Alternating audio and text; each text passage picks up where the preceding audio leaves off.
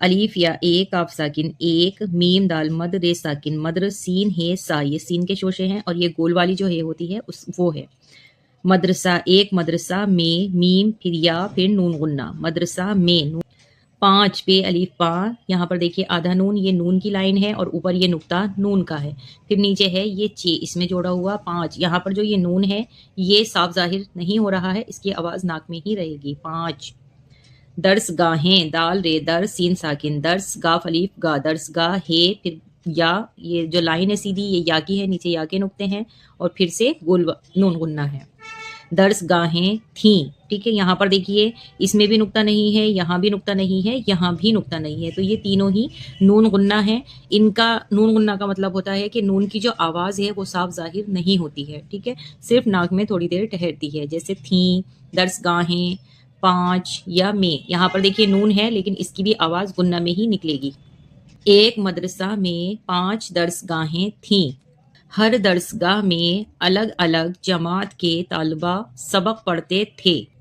दर्सगाह कहते हैं क्लास को, दर्सगाह यानी क्लास, और तालिबा स्टूडेंट। इस मदरसा में रोज़ाना 9:30 बजे 15 मिनट की इस्तराहत होती थी। इस्तराहत यानी इंटरवल या लंच। एक दिन 9:30 बजे इस्तराहत के लिए घंटी बजी, यानी एक दिन जब लंच के लिए 9:30 बजे बेल बजी, घंटी की आवाज़ सुनते ही तमाम तालबा यानी जितने भी स्टूडेंट थे अपनी अपनी दरसगाहों से निकल कर खेलने कूदने लगे, ठीक है, यानी जो अपनी अपनी क्लासें हैं उनसे निकल कर खेलने कूदने लगे। और उस्ताजा यानी जितने भी टीचर थे दफ्तर में चले गए, दफ्तर यानी ऑफिस में चले गए। तीसरी जमात के एक तालिबा इल्म का नाम मोहम्मद आकिल था। तीसरी क्लास का जो एक लड़का था, स्टूडेंट था, उसका नाम मोहम्मद आकिल था। मोहम्मद आकिल भी इस्तराहत, देखिए यहाँ पर अलीफ है, फिर सीन के शोशे हैं, फिर ये ते है इस तरह से, इस तरह, फिर रे है, फिर अलीफ है, इस तरह है ते हत, इस्तराहत की घंटी यानी बैल सुनकर अपनी दरसगाह से निकला। ये देखिए यहाँ पर नून है इस तरह से, फिर काफ, फिर ये लाम अलीफ है, निकला और मदरसा के पार्क में खेलने कूदने लगा। थोड़ी देर के बाद मोहम्मद आकिल पार्क से अपनी दरसगाह में गया। उस वक्त दरसगाह में कोई उस्ताद ना था, यानी कोई भी टीचर नहीं था और ना ही कोई तलबा इल्म। मोहम्मद आकिल ने अपने बस्ते से, बस्ते यानी बैग, उर्दू में बैग को बस्ता कहा जाता है, बस्ते से दवात निकाली और दरसगाह में दवात उछाल उछाल कर खेलने लगा। ये खेलने हैं, सबसे पहले काफ, फिर ये दो चश्मी हाँ, जैसे मैं अक्सर बताती हूँ कि जो दो चश्मी हाँ होती है जब इस तरह के हर्फ में मिलती है तो उस हर्फ को बदल देती है। इस हे को हाय मखलूत भी कहा जाता है। काफ और दो चश्मी है मिलाकर खे बनता है। फिर या, ये देखिए या के शोशा है, फिर लाम, फिर नून, फिर बड़िया, खेलने लगा। एक दफा दाल फे, फिर ये आइन है इस तरह से आधा आइन, और ये है गोल वाली है जो होती है तो वो इस तरह से लिखी जाती है हर्फ के साथ, और शुरू में अगर आती है तो शोशे वाली है बनती है। एक दफा मोहम्मद आकिल ने बहुत जोर से दवात उछाली, दवात यानी इंक, पेन की जो इंक होती है, उछाली और वो दवात दीवार पर लगी हुई घड़ी से टकरा गई। घड़ी दीवार से नीचे, देखिए ये नून, फिर इस तरह से ये आ रहा है, इसमें जोड़ा है नून, फिर ये या का शोशा, फिर ये चे है और फिर ये बड़ी या, नून, फिर ये या का शोशा है, या के नुक्ते ये रहे, फिर ये चे है, चे के नुक्ते ये रहे और उसके बाद ये बड़ी या, नीचे, नून या नीचे, बड़ी या चे, नीचे गिरी और टूट गई, गाफ हमजा छोटिया, गई।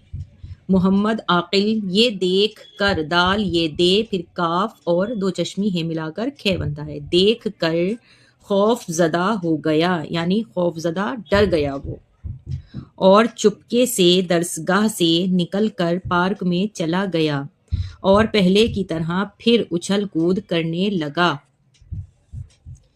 जब इस्तराहत का वक्त यानी लंच का वक्त ख़त्म हुआ और उस्तादा और तालिबा درس گاہوں یعنی کلاسوں، درس گاہوں میں پہنچے. اب دیکھیے پہنچے کی بھی ہجے کر لیتے ہیں ایک بار. سب سے پہلے یہ پے ہے اس طرح سے ترچھا، یہ بھی میں سکھا چکی ہوں ایک حرف کی دیگر اشکال میں. پھر یہ اس طرح سے جو آ رہا ہے اوپر کٹ کے، یہ ہے کا شوشہ ہے. یہ دیکھیے ہے بنا ہوا ہے، گول والی ہے جو میں بتاتی ہوں کہ شوشہ بنتا ہے. پہلے پے، پھر یہ ہے، پھر یہ نون کے لیے اس طرح سے آڑا، نون کا نقطہ آ چکا ہے ساتھ میں. پھر یہ بڑی چے کا شوشہ دے دیا ہے اور ساتھ میں بڑیا جوڑ دی ہے.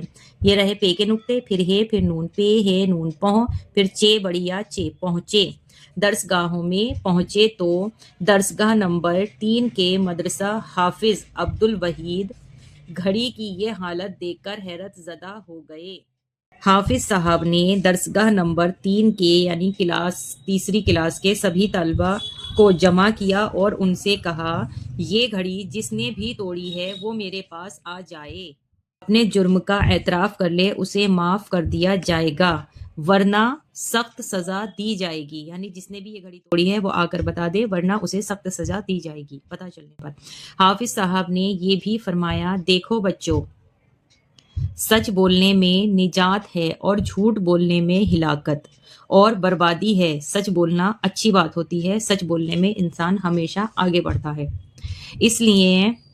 اس لیے سچ سچ بتاؤ، بے تے الف بتا حمزہ واو او، بتاؤ یہ گھڑی کس نے توڑی ہے. محمد عاقل نے جب اپنے استاد کی زبان سے سچائی کا فائدہ اور جھوٹ کا نقصان سنا تو اس نے سچ بولنے کا ارادہ کر لیا. محمد عاقل ڈرتے ڈرتے اپنے استاذ محترم کے پاس گیا. محمد عاقل کی آنکھوں میں ڈر اور خوف کی وجہ سے آنسو چھلک آئے. محمد عاقل نے کہا، حضرت یہ گھڑی میری نادانی سے ٹوٹی ہے. یعنی میری نادانی کا مطلب ہوتا ہے لاپرواہی.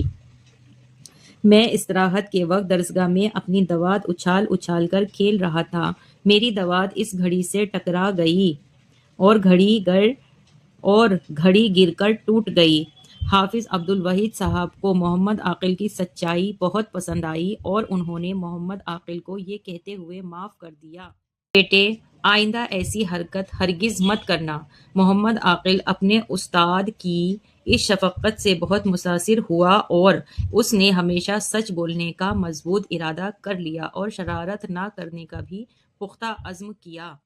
ہمارا سبق ہمیشہ سچ بولو. سچ بولنے سے بہت فائدہ ہے اور جھوٹ بولنے سے بہت نقصان ہے. سچ ہے، جھوٹ میں ہلاکت اور بربادی ہے.